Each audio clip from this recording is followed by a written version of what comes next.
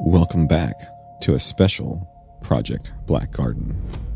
I'm your host, Michael. For years, we've explored the pages of my great Uncle Sam's journals.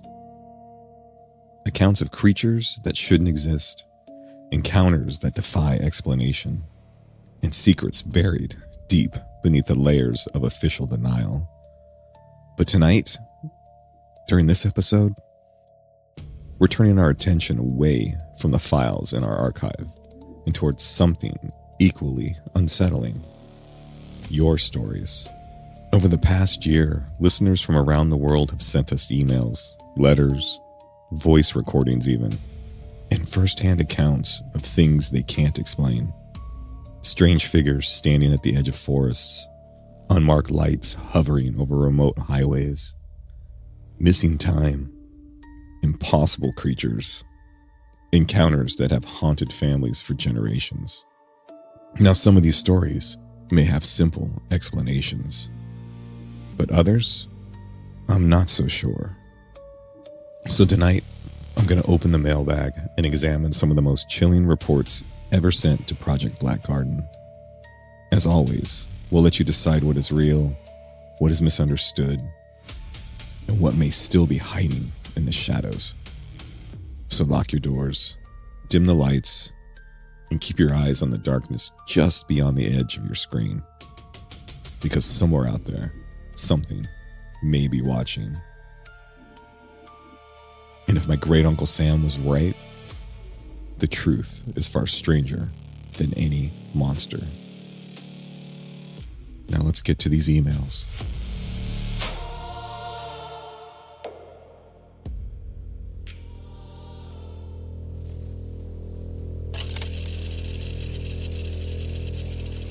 Email number 1. Subject: I saw something watching us. Hey Michael, I've been listening to Project Black Garden for about a year now, and after hearing your episode on shadow entities, I finally decided to share something that bothered me for nearly 20 years. I grew up on a farm in rural Nebraska. When I was 14, my cousin and I used to sneak out at night and ride our bikes down the dirt roads surrounding the cornfields. One summer night, around midnight, we stopped near a field because we heard what sounded like someone walking through the corn. At first, we thought it was maybe just a stray deer, but then we saw it. About 50 yards into the field stood what looked like a man. He was unusually tall, at least 7 feet, if I had to guess. He wasn't moving. He was just standing there among the stalks. We could see his outline because of the moonlight. My cousin yelled, asking if someone was out there, but the figure never responded. Then every sound around us stopped. No insects, no wind, nothing. The figure slowly raised one arm toward us, and that's when we got on our bikes and took off. When we looked back, the figure was standing at the edge of the field, much closer than before, but neither one of us saw it move. We're both in our 30s now, and neither of us can explain what happened that night, but I still avoid driving that road after dark. Thanks for sharing everyone else's stories. I can't wait to hear the next episode. Jake. Well, Jake, thank you for sharing. That definitely recalls a handful of files that I've personally gone through. It definitely fits the shadow entity myths and experiences. But from what you described, it could have been an encounter with Slender Man. Anyways, keep me and the listeners updated, and I'd love to hear a follow-up.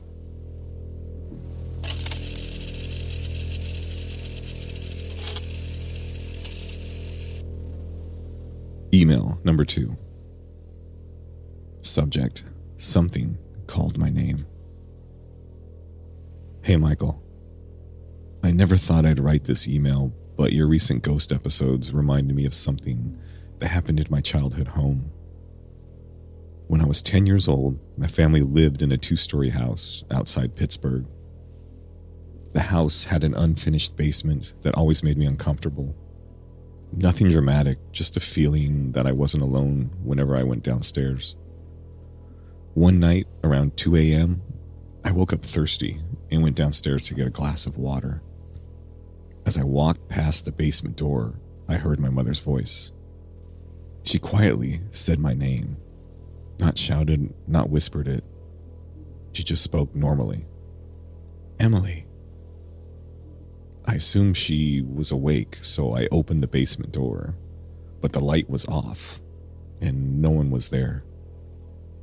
Then I heard the same voice again from the darkness at the bottom of the stairs. Emily. I slammed the door and ran upstairs. It terrified me. The strangest part is my parents were asleep. I checked immediately. My mother was in bed and had never left her room. For years afterward, everyone in my family occasionally heard voices calling their names when nobody was around. My father heard it twice, and my older brother, he even heard it once. We moved away when I was 16, and none of us ever experienced it again. I spent years trying to explain it logically, but I still can't. Anyways, I love the show. Emily. Thank you, Emily, for reaching out. That is definitely a creepy story. It's the one thing I wish we had more of in these files were ghosts and entity about the unknown and the paranormal and ghostly encounters. Now, I know there are more in these files because there's so many of them. It's hard to get through all of them. But ghost stories are always my favorite. Hopefully, we'll have more soon.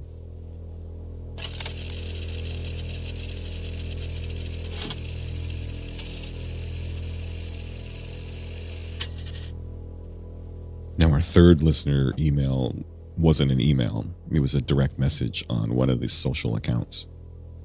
Message 3. Subject: I don't think it was a bear. Michael, I'm a retired firefighter from Oregon, and I've kept this story to myself because I know how ridiculous it sounds. About 8 years ago, I was camping alone near a river in the Cascade Mountains. Around 3 a.m., I woke up because something was walking around my campsite. There was heavy footsteps, not animal sounds, but actual footsteps. I looked out through the tent mesh and saw a large, dark figure standing near my truck. At first, I assumed it was a bear. Then it stood up. The problem is, it was already standing.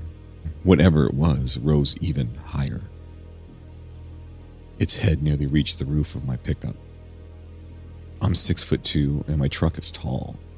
This thing had to be 8 or 9 feet high. I couldn't make out details, only a silhouette. It walked toward the river using 2 legs the entire time, with no stumbling, no dropping to all fours, just walking.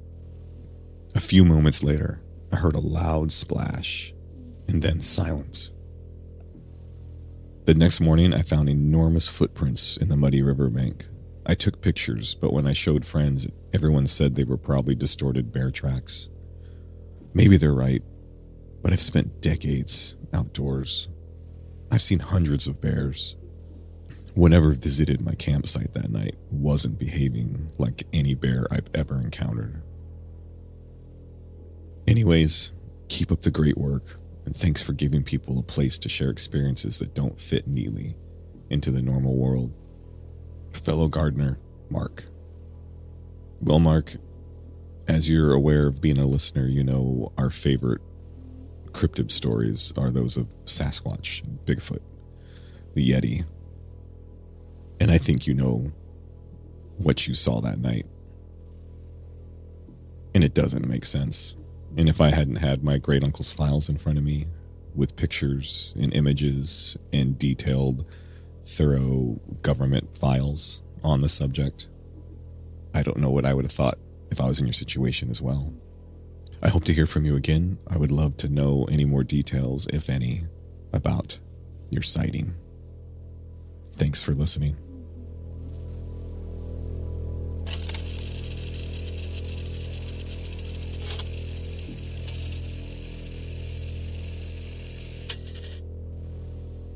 Email number 4. Subject: she was gone when we turned around. Hi, Michael. I've listened to Project Black Garden since the beginning, and I finally worked up the courage to send this story. Back in 2017, my husband and I were driving through northern Arizona after visiting family. It was close to midnight, and we were on a long stretch of highway with absolutely nothing around us.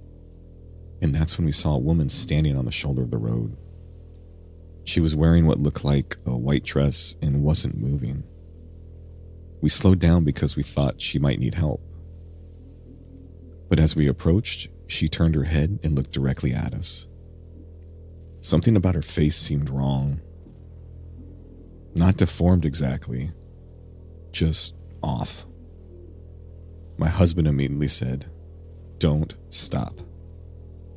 The moment we passed her, I looked back through the rear window. She wasn't there. There were no side roads, no buildings, no place for anyone to hide. Just empty desert illuminated by our brake lights. To this day, my husband refuses to discuss it. Whenever I bring it up, he changes the subject. Maybe there was a logical explanation, but I've never found one. Until the next episode, Rachel. That was a creepy one, Rachel. And you and your husband both know what you saw, whether he wants to admit it or not. Great story. I hope to hear from you again.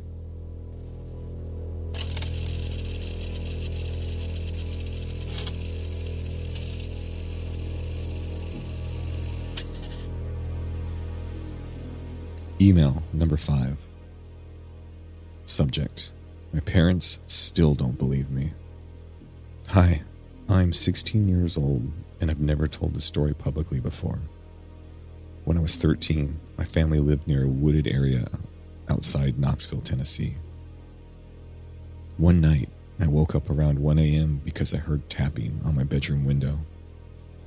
At first, I thought it was a tree branch, so I didn't give it any more thought than that. But then the tapping continued. 3 taps, then a pause. 3 taps, another pause. Over and over. Now for context, my room is on the 2nd floor, and there was no tree close enough to reach the window. So I slowly pulled back my curtain and looked outside. Something was standing at the edge of the woods. It was tall and extremely thin. I could only see its outline because the moon was behind it. What scared me most was that it seemed to be looking directly at me. I don't know how long I stared at it, maybe 10 seconds. Then it tilted its head. The movement felt unnatural, almost like a bird studying something. I screamed and ran to my parents' room. When my dad checked outside, nothing was there. The next morning, he found several strange impressions in the grass beneath my window, but he insisted they were animal tracks. I still, to this day, sleep with my curtains closed. Love the podcast, Hannah. Well, Hannah, that was a scary situation. I would love to see if you had any more detail on the event and what you witnessed, because that creature falls under a handful of different mythical beasts or entities we've discussed on the show. Any updates would be great.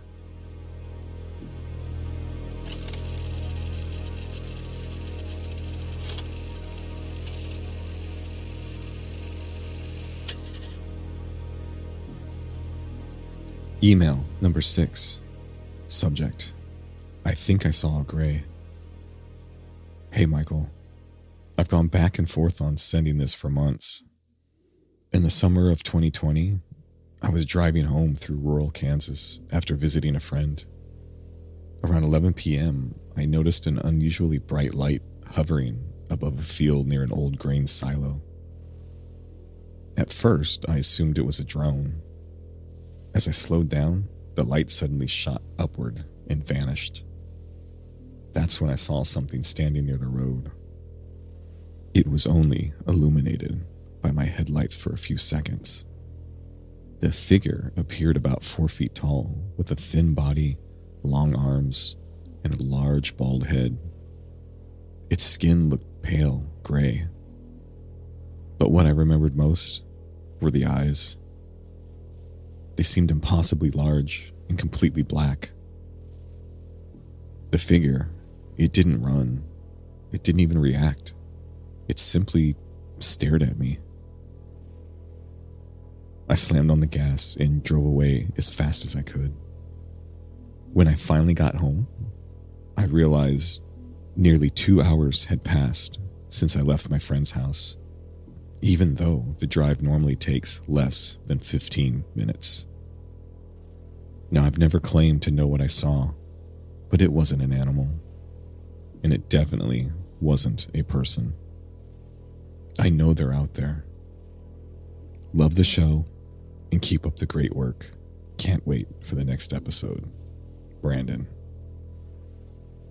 Well, Brandon, as you know, this gives off the classic gray alien and missing time stories that we've heard a million times. I'm glad you're safe, but there are a few files where encounters with especially certain grays have led to people who have been nothing more than being watched. Now, the watching tends to last more than just the one event. For some, it lasts for years. No interactions, nothing more, no abductions that they know of, just being watched. So I'd be interested if you've had any more encounters or anything else strange. If so, reach back out. I would love to hear it.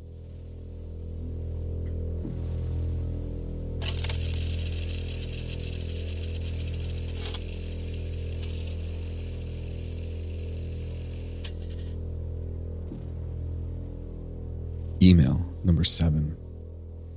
Subject: I saw someone who wasn't there. Hello, Michael. My name is Karen. I'm a registered nurse, and while I've always considered myself a skeptic, one experience completely changed my perspective. A few years ago, I was working the overnight shift at a small hospital in West Virginia. At around 3:15 a.m., I was walking down a hallway that connected 2 patient wings. Near the far end of the corridor stood an elderly man wearing a hospital gown. This wasn't unusual, so I called out and asked if he needed help. He didn't answer. He simply stood there looking down toward the floor. I started making my way toward him, walking slowly at first.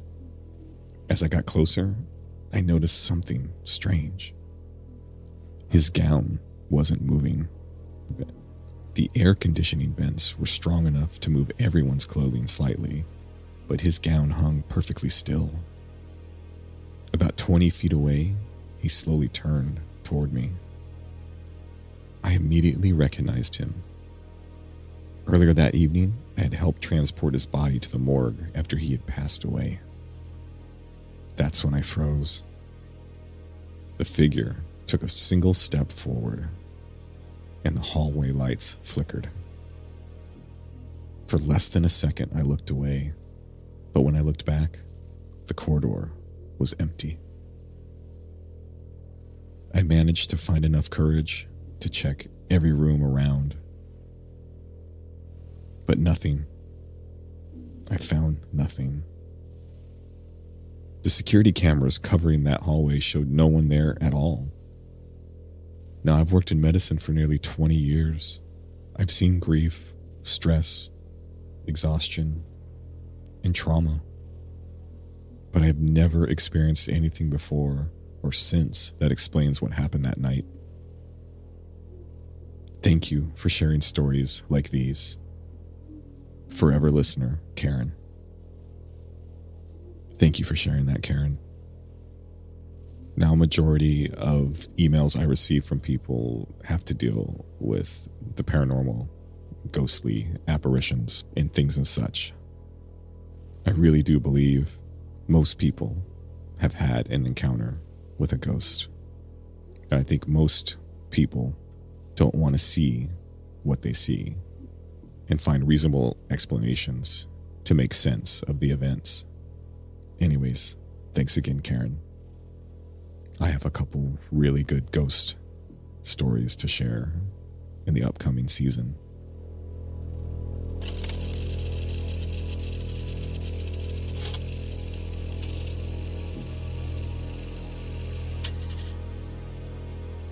Email number 8. Subject: something lived above us. Hi, Michael. I've been listening to Project Black Garden for over a year now, and one of your last episodes finally convinced me to share something that happened when I was a kid. My grandparents owned a summer home on a small lake in northern Minnesota. Every June, my family would spend a few weeks there fishing, swimming, and enjoying the woods. The cabin was old, built sometime in the 1940s, with creaky floors and a steep attic accessible through a pull-down ladder. From the time I was 8 years old, I hated that attic. Not because of spiders or dust, because I was convinced something lived up there. Every night, after everyone went to bed, I would hear movement overhead. Slow footsteps. Not the random scurrying of animals like squirrels. Actual footsteps. Heavy enough to make the ceiling beams creak. My parents always blamed raccoons. My grandfather blamed old wood settling. But I knew the difference. Whatever was up there moved with purpose. One summer night when I was 11, a thunderstorm rolled across the lake. The power went out around midnight, and I woke up to the sound of something dragging across the attic floor. It sounded heavy, like furniture being pulled from one side of the attic to the other. The noise continued for nearly 20 minutes. I finally worked up enough courage to wake my older brother. He heard it too. We sat frozen in bed listening. Then everything stopped. A few seconds later, we heard 3 slow knocks directly above us. Not from the roof, not from outside, from inside the attic. My brother and I didn't sleep for the rest of the night. The next morning, we told our grandfather. To our surprise, he became very quiet. After a long pause, he admitted that he'd been hearing the same noises for years. That afternoon, he decided to investigate. My grandfather and my father, my brother and I stood in the hallway as he pulled down the attic ladder. The smell hit us immediately, a foul odor unlike anything I'd ever encountered, rotting earth mixed with stagnant water. My grandfather climbed up first. A few seconds later, he called for my father. The two of them spent nearly 10 minutes searching. When they came down, both looked pale. My father claimed they had found nothing. But later that night, I overheard them talking on the porch. According to my grandfather, something had been nesting in the far corner of the attic. The installation had been flattened into a large circular depression. There were strange marks on the wooden beams, and scattered throughout the area were dozens of dead animals. All kinds like birds and squirrels, even some rabbits. None appeared eaten, they were just piled up there. The following year we returned to the cabin. The noises had stopped, and everything seemed normal again. Until my last night there. Around 2 a.m., I woke up for no reason. As I looked toward the hallway door, I noticed something standing outside my room. At first I thought it was my brother, but then it moved. The figure was hunched over, far too tall to be a person. Its head nearly touched the ceiling. I could make out long arms hanging out its sides, and for several seconds it stood completely still. Then it slowly tilted its head toward me, and I pulled my blanket over my face. When I finally looked again, it was gone. The next morning, my family packed up and left. A few years later, my grandparents sold the property. My grandfather never explained what he really found in the attic, and he passed away in 2018. But shortly before he died, he said something I've never forgotten. He told me, "Some houses aren't haunted by ghosts." I asked him what he meant. He looked toward the window and replied, "Sometimes something just decides to move in." Anyways, love the podcast. Thanks for sharing my story. Daniel. Okay, Daniel, that was a great email. Things that go bump in the night have always been one of my favorite things to read about and study. I'm curious if I could get the address of this old house. I would love to do some further research. Thanks again for listening.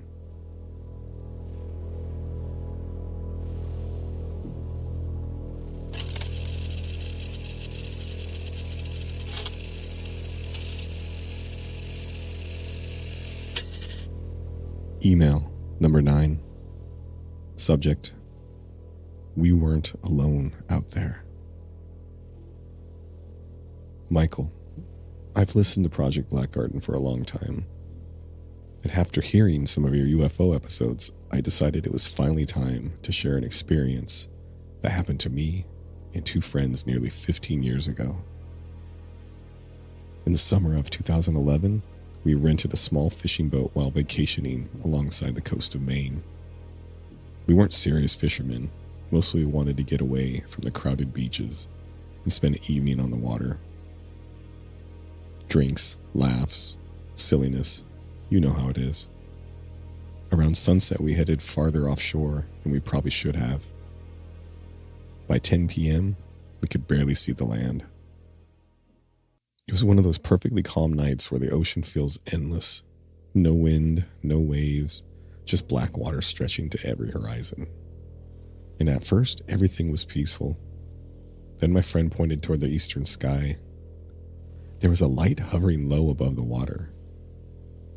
We assumed it was another boat. But as the minutes passed, it became obvious something wasn't right. The light never bobbed with the waves.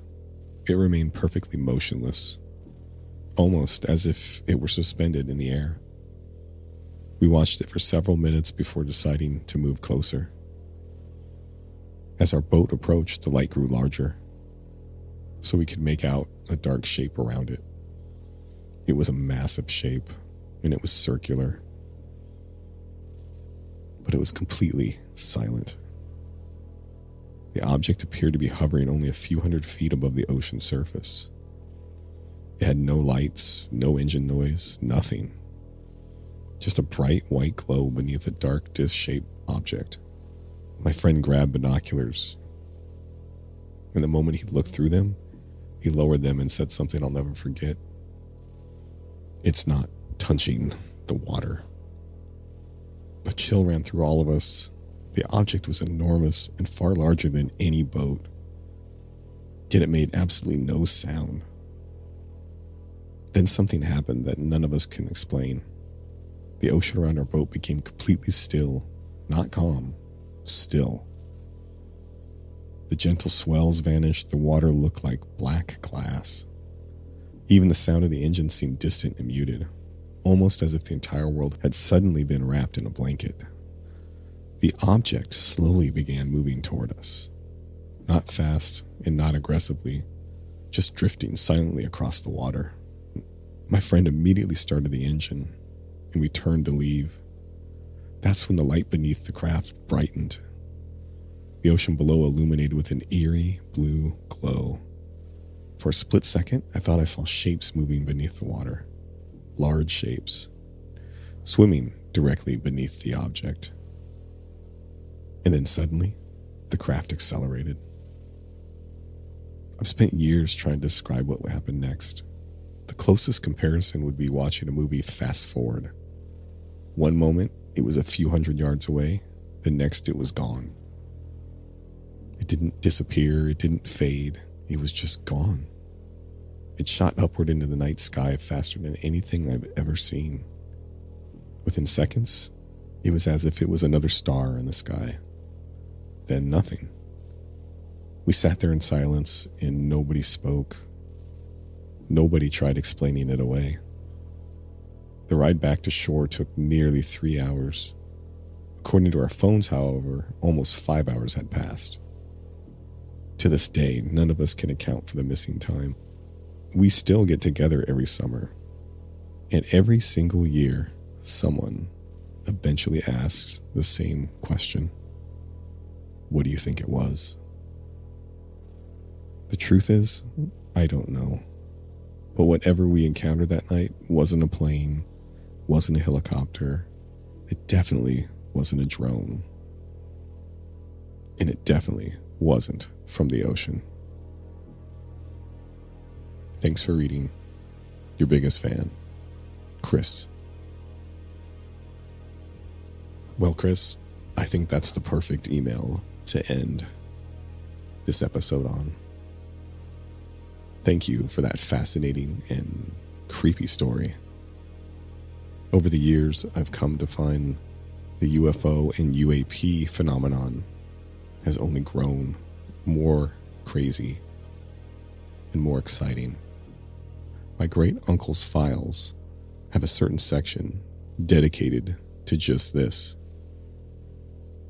The sightings, the crafts, the beings who built those crafts. I hope to share more of these files soon, as they're always my more popular episodes. So keep an eye out. Keep listening. Keep watching the skies. And I hope to get another email from you soon.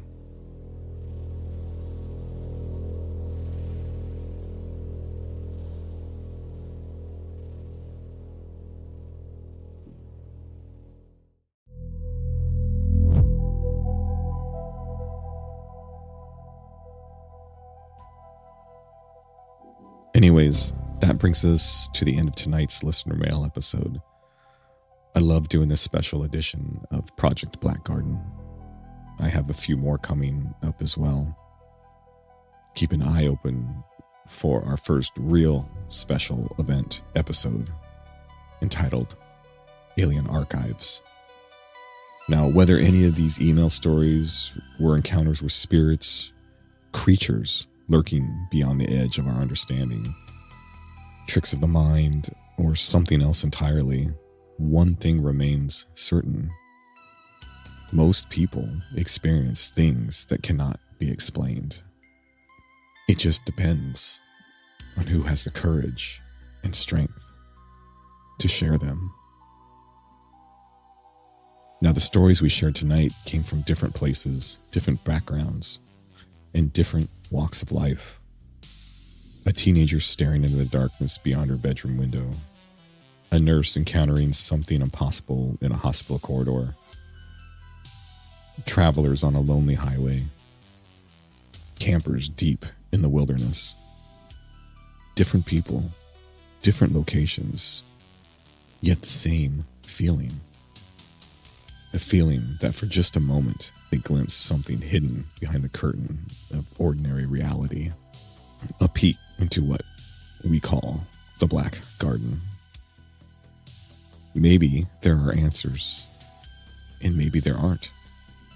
But as my great Uncle Sam often wrote in his journals, the world becomes a far stranger place when you start listening to the people brave enough to tell their stories. So, if you've experienced something unusual, something frightening, or something you simply can't explain, send it my way. Your story might find its way into a future episode of Project Black Garden, or as an official file. So please, share, like, and keep the emails coming. I can be reached at pbgharvest@gmail.com. or any of my socials, Instagram, TikTok. Feel free to DM me there as well.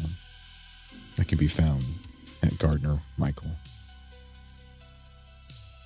Until next time, stay curious, stay skeptical, and keep your eyes open to the mysteries hiding in plain sight. Because sometimes the monsters aren't in ancient journals. Sometimes they're standing at the edge of a cornfield. Sometimes they're tapping on your window. But most of all, they're hiding inside the stories people are afraid to tell. And remember, monsters are real. But sometimes the scariest thing isn't the monster itself. It's discovering that someone else saw it too.